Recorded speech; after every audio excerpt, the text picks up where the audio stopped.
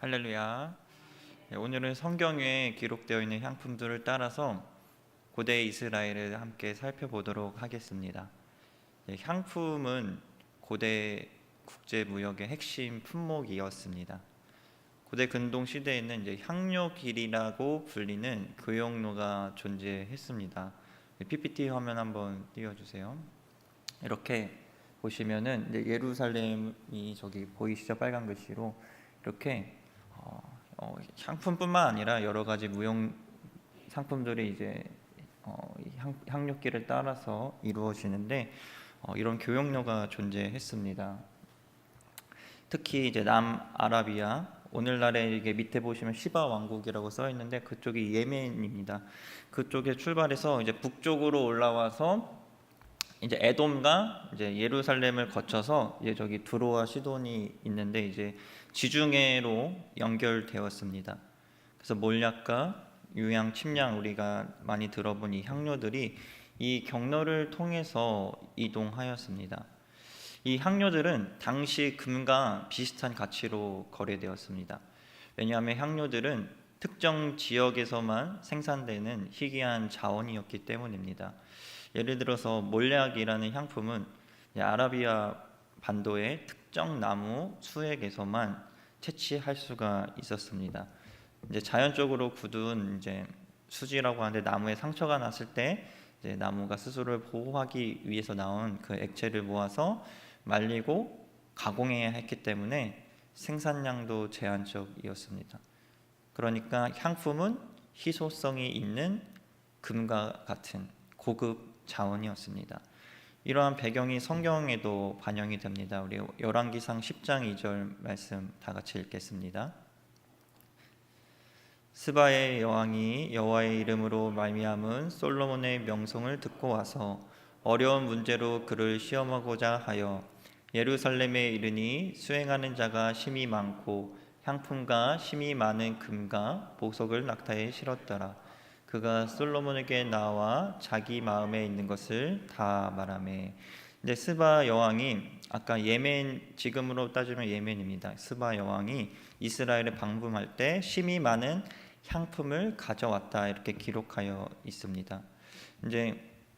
구약 성경에 등장하는 외국의 여왕인데 지혜로 유명한 지혜의 왕 솔로몬을 찾아옵니다. 그래서 다시 한번 PPT 띄워주세요. 그래서 스바는 저기 시바 왕국이라고 되어 있는데 저기가 예멘입니다. 아라비아 반도 남서부로 우리가 보는 견해가 일반적입니다. 이 지역에 고대 향료 무역의 중심지였고 금이나 값진 돌들이 오는 통로였습니다. 그래서 몰약과 유황 같은 귀한 향품을 생산하고 운반하는 통로였습니다. 그리고 이어서 10절에는 그 향품이 그 후로 다시 그와 같이 많지 아니하였더라, 이렇게 시바 여왕이 가져온 향품이 그렇게 많았다라고 말합니다. 이 구절로 보면 이 향품의 양이 국가적인 규모였다라는 사실을 우리가 알 수 있습니다. 그러다 개인적인 선물이 아니라 외교적으로 정말 많은 양의 귀한 선물을 이 솔로몬 왕에게 가지고 왔다라는 것입니다. 그래서 나라와 나라 사이, 왕과 왕 사이의 교류에서 이 향품이라는 것이 정말 가치 있고 권위와 존중의 상징이었습니다. 열왕기하 20장 13절에도 히스기야가 바벨론 사절에게 자신의 보물 창고를 이렇게 보여줍니다. 거기에는 은과 금뿐만 아니라 그 창고에는 향품이 포함되어 있었습니다. 그래서 향품을 보물 목록에 성경에서도 포함되어 있습니다. 그래서 향이 국가 재정의 자산이었다라는 것을 우리에게 말해 줍니다. 그래서 나라의 보물이었고 경제 중심의 자원이었습니다. 그래서 이렇게 중요한 가치의 향품이 어떻게 쓰여졌는지 우리 성경에 기록된 향품을 함께 살펴보도록 하겠습니다. 먼저 침량을 살펴보겠습니다. 띄워주세요. 침량 나무는 열대우림에서 자라는 키가 큰 나무입니다. 이 침량나무가 아까 말했던 것처럼 상처를 입고 수년에서 수백 년 동안의 수지를 모아서 만들어낸 결과물입니다. 그래서 가루로 만들어서 태우거나 장례용 향품을 장례용 상품으로 사용되었습니다. 그래서 이 수지가 응축될수록 짙은 갈색에서 점점 검은색으로 변합니다. 넘겨주세요. 네, 점점 검은색으로 변합니다. 그리고 이 침향이 정화의 기능이 있습니다. 그래서 시신의 부패한 냄새를 중화하는데도 탁월했다라고 합니다. 요즘에는 약으로도 많이 쓰입니다. 이제 침향완이나 뭐 침향차, 침향환 많이 들어보셨죠? 네, 우리 설 선물로도 이제 어르신들한테 많이 드리기도 하는데, 침향은 이제 그리고 요한복음 19장에서 니고데모가 예수님의 장례를 위해서 가져온 향품 중에 하나였습니다. 그래서 시신 처리와 장례 관습에게도 연결이 됩니다. 침향은 오랜 기간 흘러야 구할 수 있는 것이라서 더욱 귀한 수입품이었습니다. 그래서 상류층, 좀 지위가 높은 사람들의 장례에서 사용될 수 있는 향료였습니다. 다음 넘겨주세요. 나드를 우리가 살펴보겠습니다. 나드. 이제 히말라야의 보물이라고도 불렸습니다. 이제 원산지는 히말라야의 고산지대입니다. 그래서 이제 히말라야에 연결되어 있는 인도, 네팔, 중국 등에서도 나는데 꽃이 피는 작은 식물입니다. 그래서 근데 꽃에서 나는 것이 아니라 이 땅 속에 있는 뿌리 줄기에서 이 나드를 추출할 수가 있습니다. 그래서 뿌리를 증류해서 붉은 빛이 도는 향유를 만듭니다. 마가복음 14장과 요한복음 12장에 이제 마리아라는 여인이 예수님께 부은 그것이 바로 이 나드입니다. 나드. 복음서에서 한 여인이 깨뜨린 나드 향유 한 옥합이 300데나리온, 노동자 1년치 임금이나 했던 이유가 이렇게 귀했기 때문입니다. 이스라엘에서 수천 킬로미터 떨어진 그 히말라야에서 자랐기 때문입니다. 그리고 인도를 거치고 페르시아를 거쳐서 예루살렘에 오는 길이 매우 길고 험난했습니다. 그래서 뿌리에서 소량만 추출되는 진액이었기 때문에 희소성이 있었습니다. 그래서 이 나드가 굉장히 비쌌습니다. 그래서 목욕 후에 몸에 바르거나 머리카락에 발라서 윤기를 더하고 향기를 더했습니다. 그래서 왕들이 잔치에 참석할 때 머리에 바르는 기름으로도 사용했습니다. 이때 나드가 자주 사용되었습니다. 그래서 정말 귀한 손님이 방문했을 때 이 향유를 바르는 것이 극진한 대접이었습니다. 그래서 손님의 발을 씻긴 후 그 거칠어진 그 발에 이 나드 향유를 몇 방울 떨어뜨려서 막 문지르기도 합니다. 그래서 워낙 고가였기 때문에 이 나드를 사용한다라는 것은 그 손님이 나의 이 재산을 전 재산을 다해서 대접할 만큼 정말 큰 돈을 들여서 대접할 만큼 귀한 분이다라는 고백과 같은 것입니다. 그리고 이 나드를 시신에 직접 바르거나 시신을 감싸는 그 세마포에 그 향유를 묻혀서 향기가 오랫동안 유지되도록 했습니다. 그래서 나드가 왕이나 정말 고위층의 사람들에게 장례식에서 고인의 명예를 가리기 위해서 사용되었습니다. 요즘에도 우리가 나드를 쉽게 접할 수가 있습니다. 넘겨주세요. 이런 샴푸 많이 보셨죠? 히말라야 이렇게 써 있고 산지 그려져 있고, 예, 저도 사용하고 있는데요. 흔하게 요즘엔 사용되고 있습니다. 근데 이거는 이제 나드의 추출액을 이제 농도가 좀 낮습니다. 그래서 순도가 높은 것은 그래도 가격이 좀 나가지만 희석해가지고 이렇게 바디워시나 손 세정제로 사용되어집니다. 향이 정말 강해서 향이 오래 갑니다. 그래서 나드가 시신의 세마포에 쓰여진 것도 그 향이 그 당시에는 이제 합성 향료가 없기 때문에 향이 진짜 오래 갔기 때문에 이렇게 쓰여진 것입니다. 이 손 세정제도 희석된 거지만 향이 굉장히 오래 가서 쌀 씻기 전에는 저는 이걸 사용하지 않습니다. 이게 향이 너무 오래 가서 쌀에 뵐까봐 잘 쓰지 않는데 그만큼 향이 강하고 오래되었기 때문에 장례를 기릴 때 또 그 의미를 담아서 또 바르기도 했다라는 것입니다. 그리고 보관을 할 때는 보통 옥합에 보관을 하는데 넘겨주세요 사진. 네, 이런 옥합에 봉인을 합니다.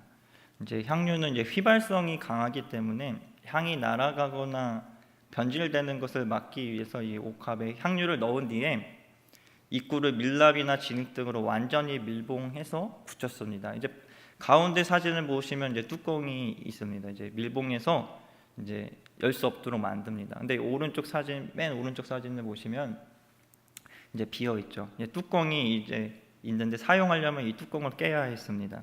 그래서 내용물을 쓰려면 이 길고 좁은 목 부분을 부러뜨려서 열어야 되는 거죠. 그러니까 나드를 쓰려면은 이제 어쩔 수 없이 이거를 깨트려야 할 수 있었습니다. 그래서 조금씩 아껴 쓰기보다는 한번 깨트리면은 그 자리에서 다 사용해야 되는 사실 구조였습니다.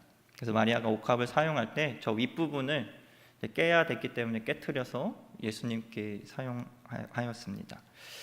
다음은 우리가 이제 성막에서 쓰였던 관유의 재료들을 한번 살펴보겠습니다.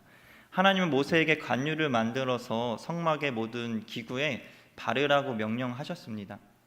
관유를 바름으로써 이 도구들이, 성막의 도구들이 일반적인 물건과 분리해서 지극히 거룩한 것으로 구별하기 위함입니다.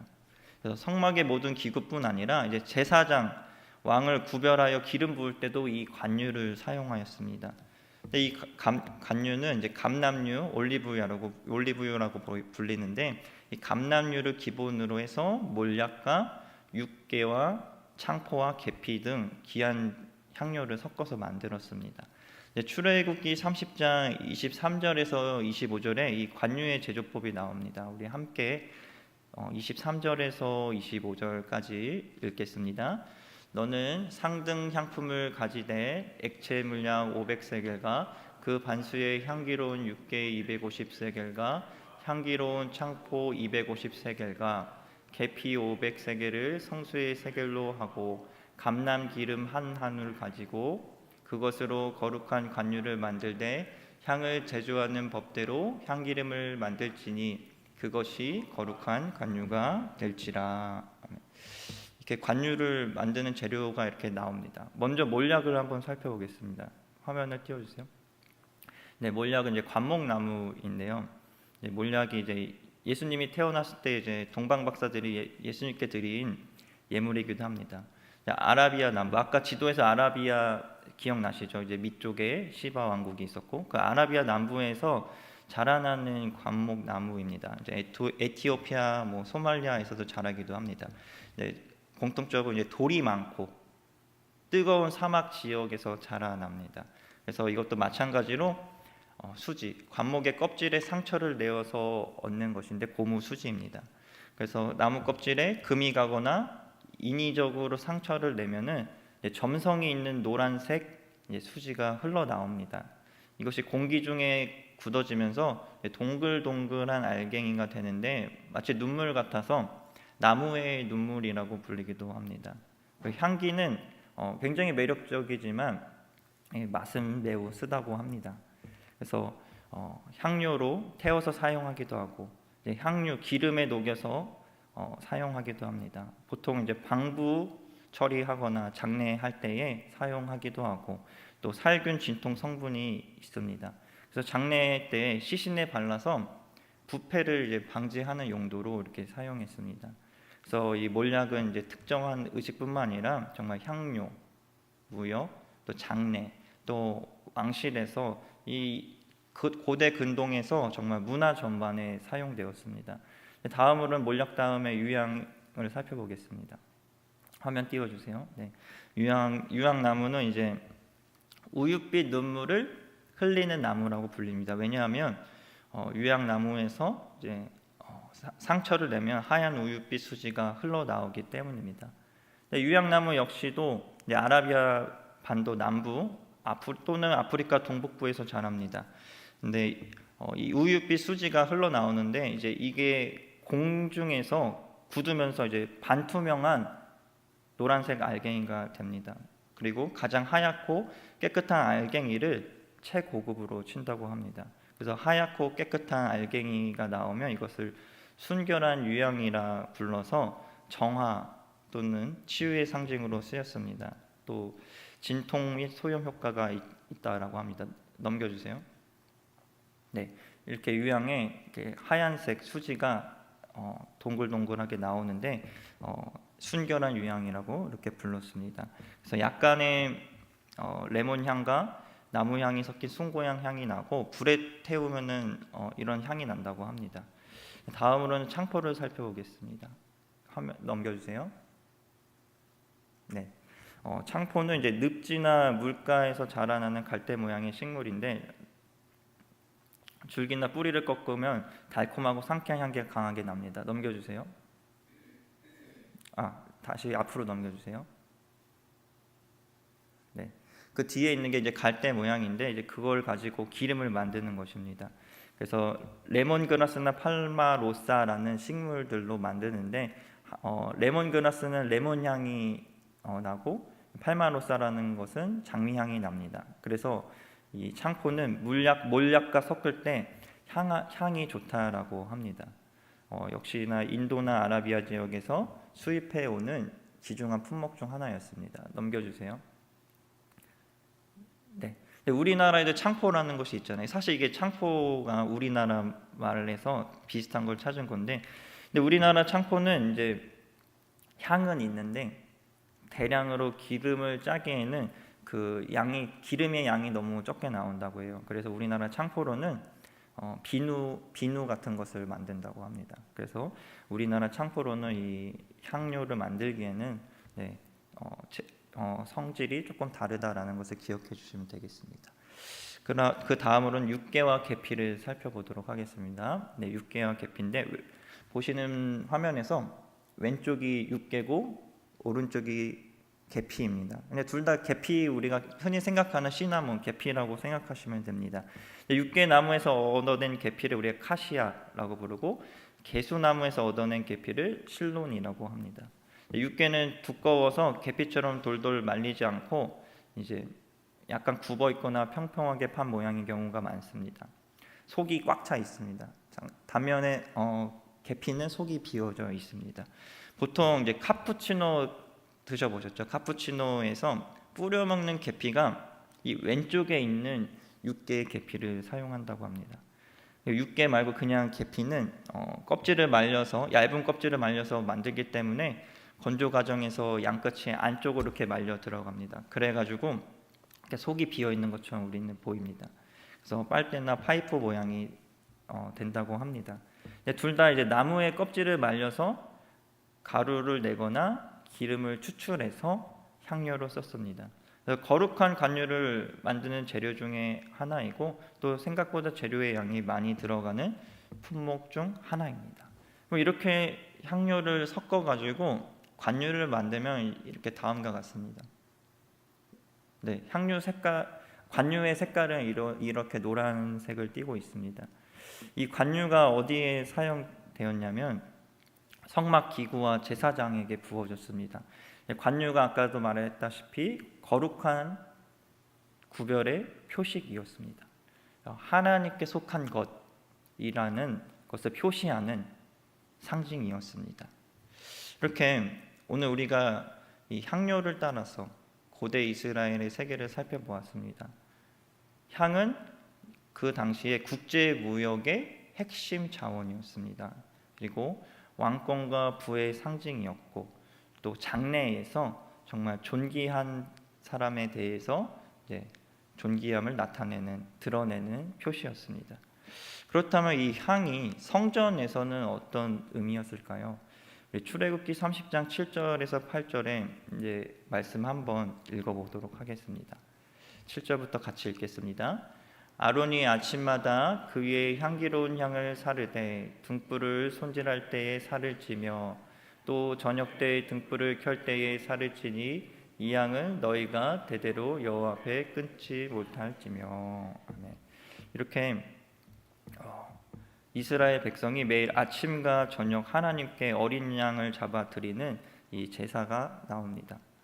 밖에서 속죄의 제물 상번제가 탈 때 안에서는 기도의 향이 올라갔습니다. 아론은 매일 아침과 저녁에 향을 사르라고 하나님께 명령을 받아서 아침과 저녁에 향을 태워야 했습니다. 향단은 번제단처럼 이렇게 큰 크기의 제단은 아니었습니다. 성소 안에서 그러나 매우 중요한 위치를 차지했습니다. 그래서 일상에서 특별한 일이 있을 때가 아니라 날마다 일상에서 향이 올라갔습니다. 아침에 일어나서 등불을 손질하듯이 자신의 마음을 정돈하며 기도를 올리고, 저녁에 등불을 켜듯이 하루의 삶을 기도로 마무리하는 그러한 예배를 드리는 일상이었습니다. 시편 131편 2절은 이렇게 기록되어 있습니다. 우리 함께 읽겠습니다. 시편 131편 2절입니다. 제가 같이 읽겠습니다. 나의 기도가 주의 앞에 분향함과 같이 되며 나의 손드는 것이 저녁 제사같이 되게 하소서. 여기서 저녁 제사가 바로 상번제를 의미합니다. 향은 기도의 상징이었습니다. 연기가 위로 올라가듯이 기도가 하나님께 올라간다라는 표현입니다. 제사장의 손에 들린 향로에서 연기가 끊임없이 올라가 성소를 가득 채웠던 것처럼 우리의 일상이 기도로 채워져야 합니다. 이거 사진이 있나요? 사진 한번 보여주실 수 있을까요? 네, 이렇게 하나님께 연기를 피워서 향을 올려드리는 것입니다. 이렇게 시각적으로 나온 것입니다. 우리의 예배가, 우리의 기도가 이렇게 하나님께 올라가는 것이죠. 이렇게 하나님은 성경에서 향을 강조하십니다. 왜 그럴까 생각해보면 향은 어떠한 존재를 기억하게 합니다. 우리가 눈을 감아도 누군가의 향을 맡으면 그 사람이 내 곁에 있음을 알 수가 있습니다. 제가 눈을 감고 이렇게 아기 침대에 있다가도 분유 냄새가 나면은 이제 유아 냄새가 나니까 유아가 지금 내 얼굴 쪽으로 왔구나, 이렇게 알 수가 있는 거죠. 그 사람이 내 곁에 있음을 알 수 있듯이 이 성막에 가득한 향은 이제 하나님이 우리 눈에는 보이지 않지만 하나님의 임재를 느끼게 하는 통로가 되기도 합니다. 하나님과 우리 사이의 그 사랑의 친밀함, 사랑의 관계를 감각적으로 묘사한 성경이 바로 아가서입니다. 아가서는 이제 솔로몬 시대를 배경으로 한 사랑의 노래입니다. 한 여인이 사랑하는 이를 위해서 자신의 마음을 고백하는 시인데, 그 고백들 속에서 사랑을 표현하는 언어가 향으로 등장합니다. 아가서 1장 3절 말씀을 우리 아까 시작 전에 읽었는데 다 같이 한 번 더 읽겠습니다. 내 기름이 향기로 아름답고 내 이름이 쏟은 향기름 같으므로 처녀들이 너를 사랑하는구나. 아가서에서 사랑을 표현할 때 빛이 아니라, 소리가 아니라, 다른 무엇이 아니라 이 향기를 사용합니다. 왜냐하면 이 향은 사랑을 닮았습니다. 향이 눈에 보이지 않습니다. 그러나 그 향은 눈에 보이진 않지만 공간을 가득 채웁니다. 그 향이 금방 사라지는 것 같지만 우리 기억에 남아 있습니다. 사람도 그렇습니다. 아마도 우리는 누군가에게 어떠한 향을 남기면서 어떠한 향을 기억하게 하면서 살아가고 있습니다. 고린도전서 2장 15절에서 바울은 이렇게 말합니다. 우리 고린도서 2장 15절 다 같이 읽겠습니다. 신령한 자는 모든 것을 판단하나 자기는 아무에게도 판단을 받지 아니하느니라. 네, 우리는 구원받은 자들에게나 망하는 자들에게나 하나님 앞에서 그리스도의 향기니, 이렇게 고백하고 있습니다. 구약에서 향은 제단 위에서 태워졌습니다. 신약에서는 우리의 삶이 향기로운 제사로 하나님 앞에 드려집니다. 지금은 우리가 사순절을 보내고 있습니다. 우리가 이 사순절 기간 동안에 내 삶에는 어떤 향이 퍼지고 있는지를 우리 함께 돌아보면서 지냈으면 좋겠습니다. 이번 사순절 상번제의 향기가 성소 안을 가득 채웠듯이 이제 우리가 이제 성소인 우리의 몸이, 우리의 삶이 세상 속에서 그리스도의 향기를 내기를 소망합니다. 기도하겠습니다. 사랑이 많으신 하나님, 오늘 우리가 향을 따라 말씀을 살펴봅니다. 향은 보이지 않지만 공간을 가득 채웁니다. 우리의 삶도 누군가의 마음에 흔적을 남기며 살아가고 있음을 깨닫게 하옵소서. 성전에서 아침과 저녁마다 향이 끊이지 않았던 것처럼 우리의 기도도, 우리의 예배도 끊어지지 않게 하옵소서. 반복되는 일상 속에서 하나님께 올라가는 예배의 기도의 향이 되게 하옵소서. 사순절을 지나며 우리 마음 안에 퍼지는 향을 돌아보게 하시고 불평되신 기도의 향기를 조급함 대신 인내의 향기를 남기게 하옵소서. 그래서 영원히 사라지지 않는 그리스도의 향기를 닮아 그리스도의 향기를 남기는 삶이 되게 하옵소서. 예수님의 이름으로 기도합니다. 아멘.